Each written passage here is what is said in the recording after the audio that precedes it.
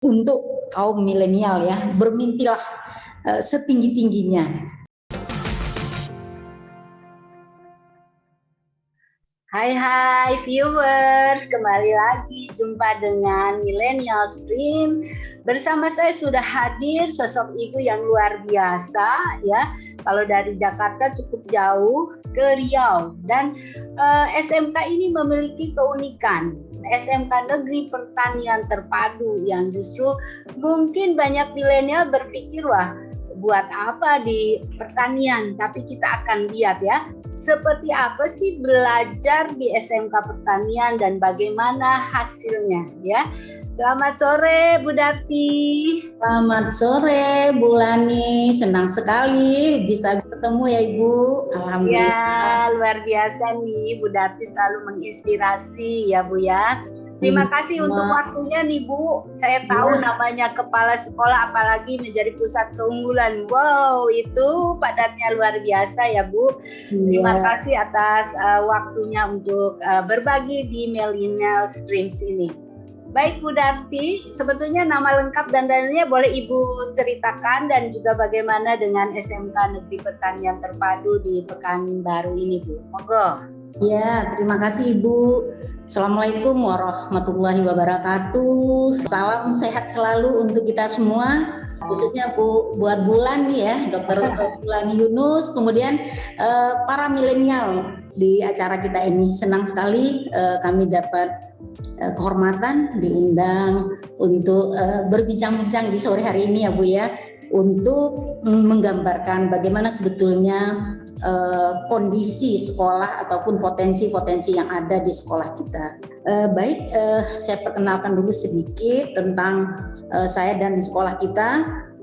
Saya terlahir dengan nama Sudarti, kelahiran Pekanbaru, tapi membawa nama dari saudara-saudara kita yang dari Jawa, Bu. Mungkin orang tua saya mungkin dulu pernah jatuh cinta dengan orang Jawa, barangkali seperti itu, Bu. Kemudian pengalaman masa tugas sudah cukup melanglang buana, sudah muter-muter Bu. Jadi sudah ke sekolah seni, pernah juga di sekolah teknologi. Nah, sepertinya berapa tahun terakhir ini dipercaya untuk membidangi ya Bu ya, mengelola sekolah pertanian. Untuk sekolah kita, sekolah SMK Negeri Pertanian Terpadu Provinsi Riau, itu dulunya adalah sekolah menengah persiapan pertanian, jadi SPMA, jadi sekolah kedinasan. Itu berdiri tahun 1962, jadi sudah cukup lama dan sudah cukup punya nama, barangkali seperti itu ya Bu ya, karena kesenioran sekolah ini. Kemudian sejak tahun 2005 itu beralih kewenangan, tadinya dari Dinas Pertanian, sekarang menjadi kewenangan Dinas Pendidikan Provinsi Riau. Sekolah kita dikenal dengan SMK Negeri Pertanian Terpadu Provinsi Riau, sekolah boarding yang pure itu didanai oleh Dinas Pendidikan Provinsi Riau. Jumlah siswa kita cukup banyak Bu, 1.301 orang. Kemudian satu angkatan atau tiga angkatan? Tiga angkatan 1.300 ya Bu. Dan mereka boarding semua ya? Enggak Bu, jadi yang boarding itu hanya anak-anak kita di tahun pertama. Tahun pertama. Jadi itu sekitar berapa? 400-an gitu. Jadi sesuai dengan kapasitas asrama kita juga Bu. Jadi ada 400-an.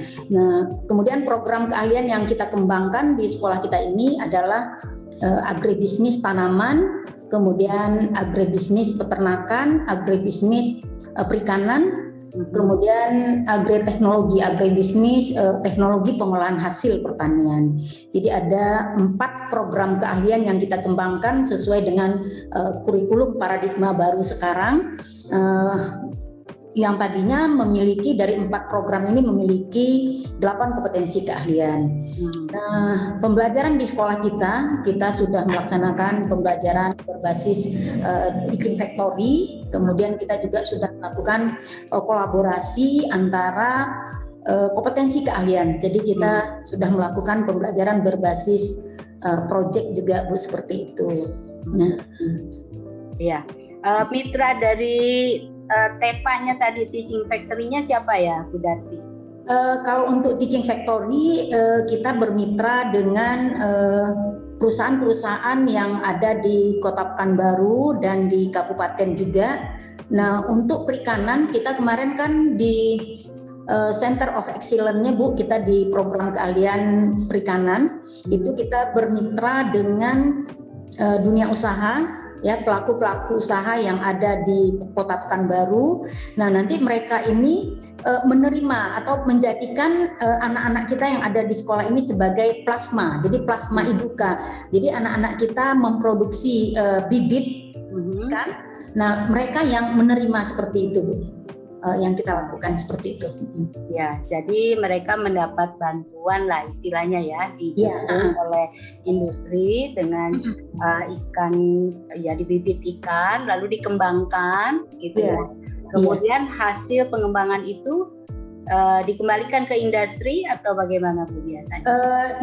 Ada yang dikembalikan ke industri, ada juga yang kita kelola di sekolah Bu. Jadi misalnya seperti bibit ikan tadi, tentunya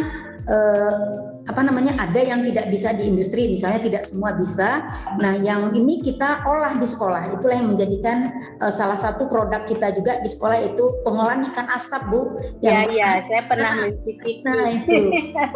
Ya, itu lezat sekali dan saya belum menemukan kalau di Jawa ya, Bu. Iya. Jadi ini menjadi ciri khas ya. Ciri khas. Bagi si siswanya sendiri, mereka akhirnya biasanya melanjutkan menjadi wirausahawan di bidang ikan atau bagaimana Bu rata-rata profil dari alumni SMKN Pertanian Terpadu Riau ini? Ya, jadi sekolah kita ini Bu, karena dari dulunya memang sekolah boarding atau sekolah kedinasan, beberapa tahun terakhir itu memang saya menemukan semacam kendala gitu, bagaimana ya supaya anak ini berpikiran untuk bekerja. Tadinya mereka itu lebih cenderung untuk melanjutkan, Bu. Nah, jadi lebih cenderung untuk melanjutkan, tapi saya dengan teman-teman di sekolah berupaya bagaimana supaya mereka ini bekerja atau berwirausaha. Nah, alhamdulillah dari tahun ke tahun itu juga menunjukkan progres yang cukup signifikan ya Bu ya. Nah, jadi 3 tahun terakhir itu anak-anak kita yang bekerja itu sudah menunjukkan sampai 67,78%, termasuk yang berwirausaha. Nah, tapi yang untuk melanjutkan ini memang animo anak-anak saya ini lebih ini Bu, lebih senang melanjutkan sepertinya. Walaupun mereka sudah memiliki kompetensi, kemudian diterima bekerja di industri, tapi mereka punya keinginan itu untuk melanjutkan itu lebih banyak Bu, seperti itu. Ya, mungkin sebetulnya tidak masalah karena itu juga salah satu target ya. Nah, rata-rata mereka melanjutkan di mana Bu Darti? Jadi ada yang meneruskan mendalami di bidang misalnya di peternakan, perikanan. Kemudian ada juga yang memang alih jurusan seperti itu. Jadi mereka juga ada yang di Brawijaya, di IPB, kemudian di Pekanbaru juga ada, di Sumatera Barat. Jadi rata-rata memang anak-anak kita itu cukup tinggi animonya untuk kuliah dan menempati perguruan tinggi yang cukup bagus. Negeri ya, negeri. Ya, di Unpad juga ada, kita kerjasama kemarin dengan Unpad. Dengan perikanan Unpad Bu. Jadi itu ya berarti reputasinya sudah cukup baik, berarti anak ini secara intelektual juga sangat oke ya Bu ya. Tapi mungkin yang menjadi kelebihannya adalah dia plus punya skills yang mungkin tidak didapat kalau dia di sekolah bukan vokasi ya. Benar Bu. Nah, mungkin Ibu ada cerita profil alumni yang bisa Ibu ceritakan menjadi apa gitu ya, mungkin dia dari SMK terus lanjut lalu entah apa kan sudah lama soalnya kan berdiri SMK ini. Iya, jadi ini ada alumni kita Bu, atas nama Ruri namanya. Kemudian beliau waktu mengikuti pendidikan di kita itu menekuni bidang alat mesin pertanian. Nah, terus melanjutkan pendidikan ke Politeknik Payakumbuh, menekuni bidang pengolahan hasil. pengolahan hasil pertanian. Nah, alhamdulillah ini sudah menjadi startup Bu, sudah memiliki bisnis yang bergerak di makanan ini Bu. Aci, akang cilok mungkin. Iya. Itu dia juga terkenal loh Bu ya. Iya. Nanti suatu saat diundang ya Bu menjadi tamu Millennial Stream. Boleh. Jadi ini juga anak kita ini sempat juga mengikuti kemarin magang ke Jepang Bu 1 tahun. Nah, sudah cukup berhasil. Nanti saya bisa mungkin kirim ke Bu Lani videonya, video profil anak kita ini. Kemudian bidang perikanan juga anak-anak kita sudah mencoba membuka usaha dan boleh dikatakan usahanya juga berhasil Bu ya. Anak-anak kita ini yang tadinya mereka lebih ada rasa malu untuk berwirausaha, tapi sekarang dengan melihat ya peluang cukup banyak di bidang wirausaha ini, anak-anak sudah mulai tertarik. Kita fasilitasi Bu, jadi kita fasilitasi anak-anak yang mempunyai bakat dan kemauan untuk berwirausaha itu dari awal sudah kita fasilitasi seperti itu Bu. Dalam bentuk apa Bu fasilitasnya yang diberikan sekolah? Dalam bentuk semacam di awal itu kita semacam ada memberikan pinjaman gitu Bu, tapi nanti bergulir. Jadi ini modal gitu ya Bu? Iya, modal ya. Jadi ini pinjaman bergulir, begitu si A sudah mengembalikan, nanti dikembalikan ke temannya seperti itu. Jadi, berapa Bu jumlahnya dana bergulir itu? Kemarin dana bergulir itu kami berikan 1.500.000 Bu. Untuk satu orang atau luar biasa untuk ya? Orang. Iya, untuk satu orang. Iya. Dan biasanya mereka mampu mengembalikan dalam kurun waktu berapa lama Bu? Kemarin itu dalam kurun waktu 1,5 bulan kalau saya nggak salah itu sudah bisa kembali. Sudah bisa kembali, luar biasa ya. Dan mereka terus lanjut menjadi wirausaha ya. Bahkan ada juga yang memang menjadi penopang keluarga. Jadi itu di masa pandemi ini kan banyak juga anak-anak kita menjadi penopang ekonomi keluarganya. Dan memang bergerak di bidang pertanian ini sebetulnya di masa pandemi tidak menjadi halangan ya Bu ya. Cuma karena pemerintah tidak mengizinkan kita tatap muka hadir ke sekolah, jadi anak-anak bergeraknya dari rumah masing-masing seperti itu Bu. Ya, jenis-jenis bisnisnya apa Bu yang wirausaha ini? Jenis bisnisnya ada yang pengolahan makanan ada, kemudian yang pembibitan ikan tadi budidaya juga ada, kemudian juga mereka ada juga yang bisnisnya misalnya retail begitu Bu, ikut memasarkan produk-produk yang ada di lingkungannya seperti itu Bu.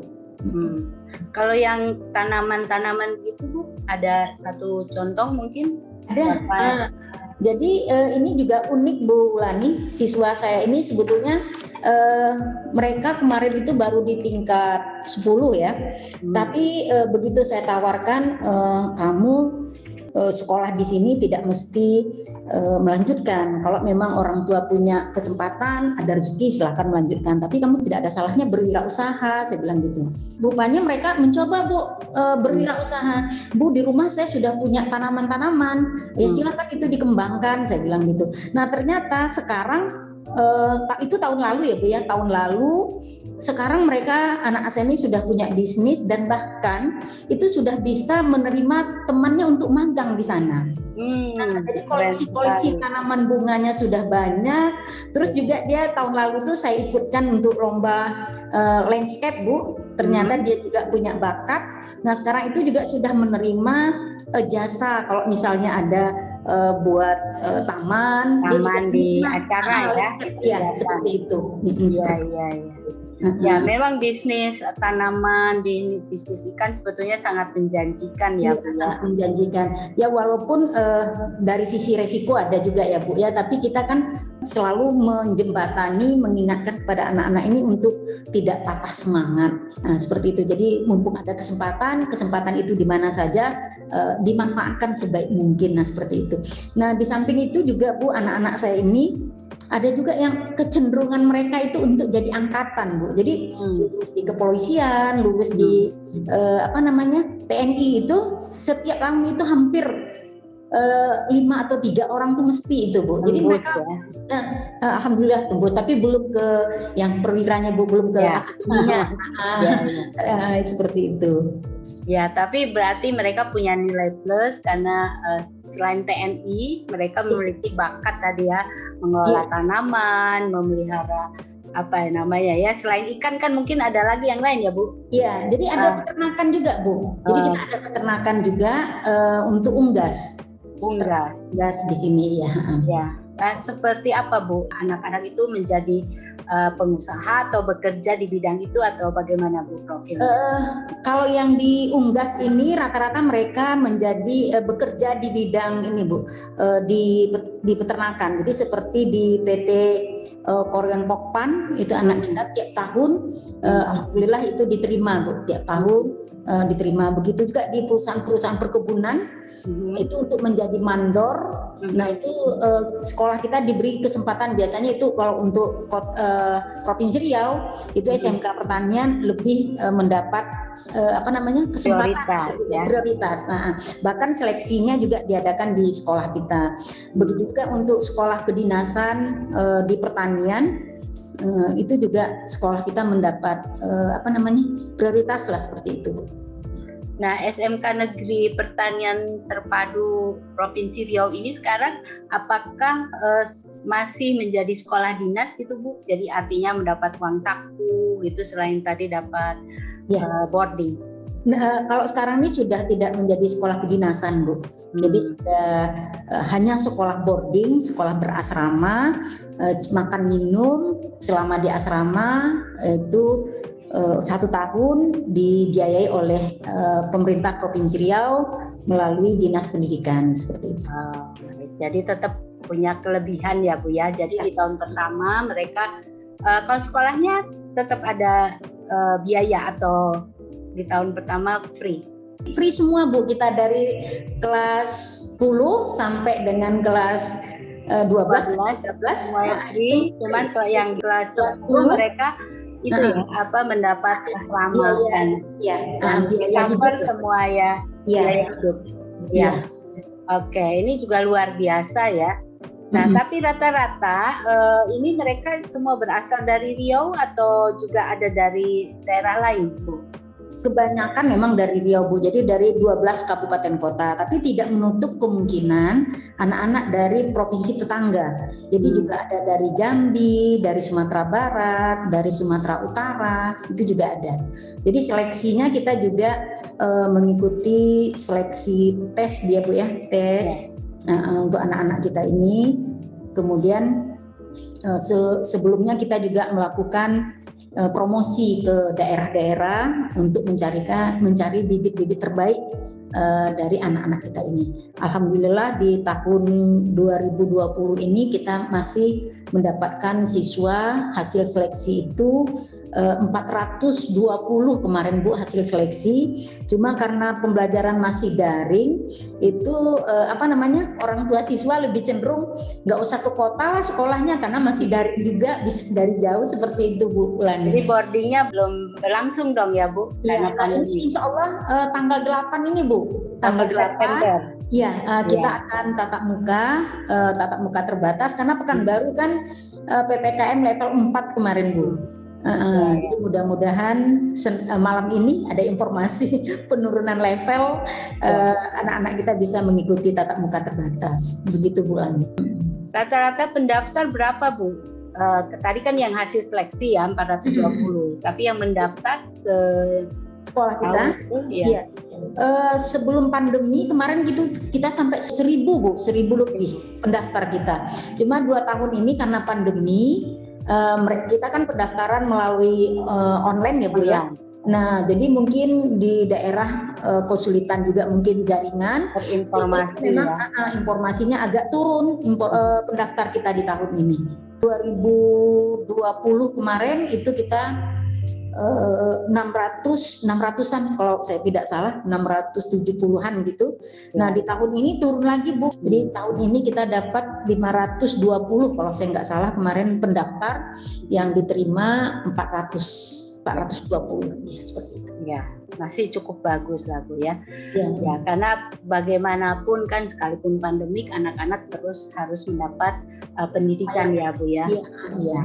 Baik Bu, kalau misalkan masyarakat umum ya Bu berpikir antara misalkan nih orang tua lah, mengapa harus menitipkan putra-putrinya di SMK Negeri Pertanian ini Bu? Pertama mungkin karena memang sekolah sudah punya nama ya Bu, itu yang pertama. Yang kedua memang kita berupaya memberikan pelayanan yang terbaik kepada anak-anak kita. Jadi untuk penggunaan media pembelajaran, kemudian dari sisi IT juga kita mengikuti perkembangan seperti itu Bu. Kemudian pembinaan karakter juga, karena anak-anak kita di sekolah boarding, pembinaan karakter itu lebih menjadi prioritas utama bagi kita Bu, seperti itu. Baik Bu Darti, terakhir apa kira-kira pesan Ibu untuk para milenial sini Bu? Mungkin pesan saya Bu, untuk kaum milenial ya, bermimpilah setinggi-tingginya.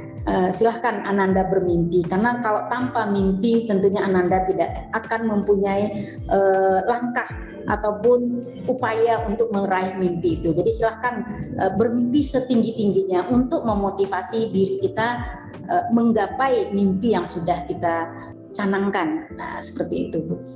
Baik. Terima kasih Bu Darti, luar biasa ya. Saya kebayang bagaimana tugas Ibu mendampingi 1.300 siswa dan kita semangat ya Bu menjadikan mereka berwirausaha, bekerja ataupun melanjutkan ya. Tadi juga termasuk ke angkatan ya, ke TNI dan lain-lain, itu juga menjadi kebanggaan tersendiri karena pasti kalau sudah dari SMK Pertanian berarti mereka juga memiliki ilmu yang diharapkan mampu berkontribusi untuk para angkatan ya Bu ya. Ya Bu. Baik, selamat sore, terima kasih atas waktunya. Sampai jumpa di kesempatan lain. Terima kasih Bu Lani, sehat selalu. Sehat selalu.